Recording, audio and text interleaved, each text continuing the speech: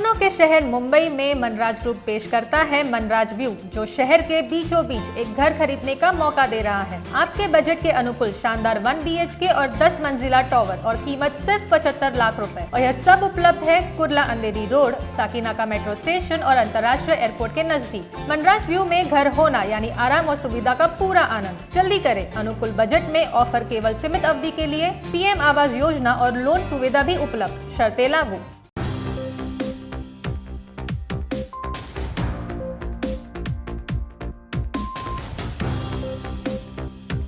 अंधेरी के सेठ MA school को बचाने के लिए पिछले 27 दिन से कांग्रेस पार्टी स्कूल के ठीक गेट के बाहर आंदोलन कर रही है।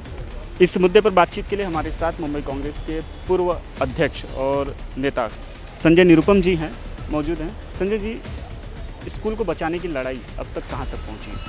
ये लड़ाई जारी है और मैंने प्रारंभ में ही कहा था अपने सारे आंदोलनकारी माताओं से, बहनों से, साथियों से कि जब किसान अपने हकों के लिए महीनों से लड़ रहे हैं और दिल्ली के सरहद पे जमे हुए हैं और उनको कोई हिला नहीं पा रहा है, तो आप भी अपने हकों के लिए लड़ने के लिए तैयार हो जाइए।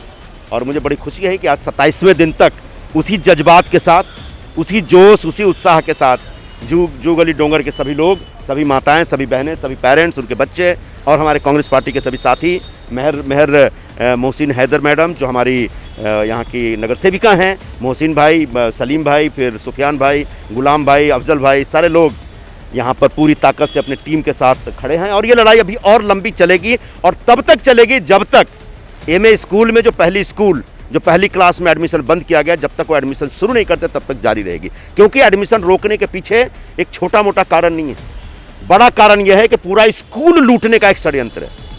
अमरीश पटेल ने ट्रस्ट खरीदा 70 करोड़ रुपए देके, वो तो ऑन पेपर है, पता नहीं ब्लैक में कितना दिया मुझे नहीं मालूम है, तो मुझे ऑन पेपर बताया कि 70 करोड़ रुपए का डील हुआ है। तो 70 करोड़ रुपए देकर के ट्रस्ट खरीदा, ये स्कूल चलाने के लिए नहीं, ये 5 एकड़ की जमीन लूटने के लिए और यहाँ पर एक कमर्शियल धंधा शुरू करने के लिए। कुछ नोटिस भेजा गया है, आपको भी भेजा गया है, उनको भी शायद नोटिस गया है, तो क्या है पूरा नोटिस? मेरे पास तो नोटिस नहीं है, शायद नोटिस यहीं छोड़ के चले गए होंगे, तो मेरा नोटिस इन लोगों के पास ही होगा। लेकिन ऐसी नोटिस आती रहती हैं।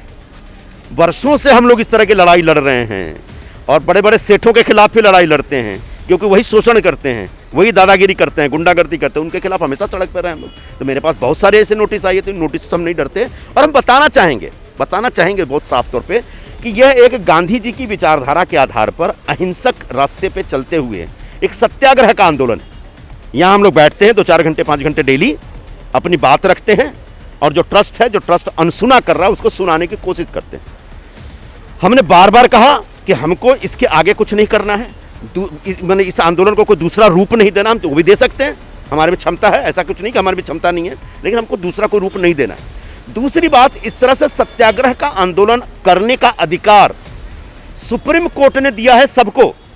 जब किसानों का आंदोलन शुरू हुआ और जब सरकार गई थी सुप्रीम कोर्ट की आंदोलन नहीं होना चाहिए, तब सुप्रीम कोर्ट ने कहा कि हर व्यक्ति को सत्याग्रह करने का अधिकार है और सुप्रीम कोर्ट के उसी आदेश का पालन करते हुए हम लोग यहाँ सत्याग्रह दें। और तीसरी बात, शायद नोटिस में ये बताएगा कि हमने किसी वॉचमैन को धमकी दी, तो मैं जिन्हें आरोप लगा उनसे पूछना चाहूँगा कौन सा वॉचमैन उसको बुलाइए, क्योंकि हमने किसी को धमकी दी नहीं और हम धमकी देने वाले लोग भी नहीं हैं।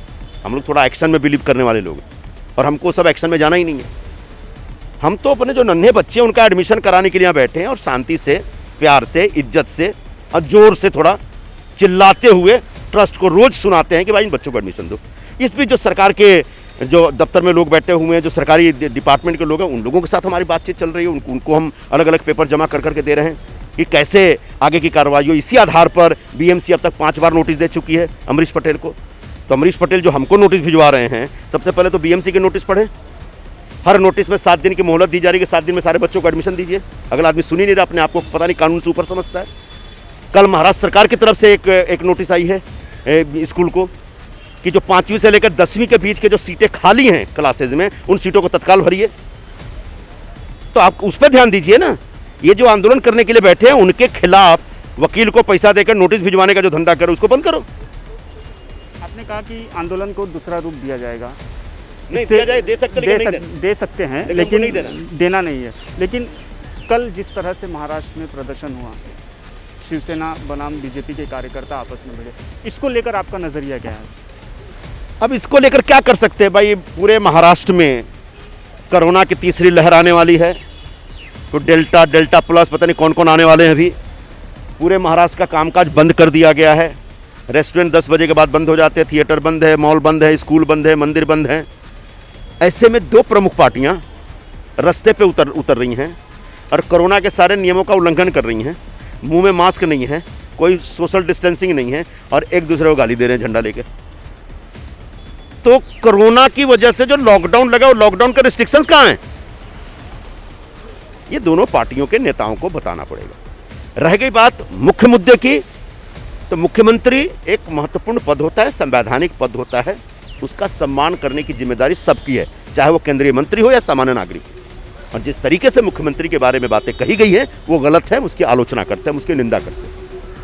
इस पूरे प्रकरण को लेकर एक ऑडियो क्लिप वायरल हुआ है परिवहन मंत्री जो हैं अनिल परब, जिसमें वो पुलिस को बता रहे हैं, वीडियो वायरल हुआ है जिसमें पुलिस को कह रहे हैं कि आप पुलिस फोर्स का इस्तेमाल कीजिए राणे की गिरफ्तारी को लेकर। एक कहाँ तक सही लग रहा है? मुझे नहीं मालूम, ऐसा मैं पहली बार सुन रहा हूँ कि ऐसा कोई ऑडियो क्लिप है। अगर ऐसा ऑडियो क्लिप है तो ठीक है, एज ए मिनिस्टर कानूनन कार्रवाई करने का आदेश तो दिया ही जा सकता है, लेकिन क्या आदेश है, क्या भाषा है, मुझे नहीं मालूम, इसलिए इसमें ज़्यादा मैं कुछ नहीं बोल पाऊँ।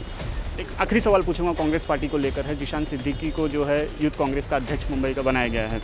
अब उनको अध्यक्ष बनाए जाने के बाद ही कांग्रेस में जो है बगावती सुर है। जो NSCY के प्रेसिडेंट मुंबई के रह चुके सूरज ठाकुर ने आज इस्तीफा दिया है। इस्तीफा लेटर जो है उन्होंने राहुल गांधी को भेजा।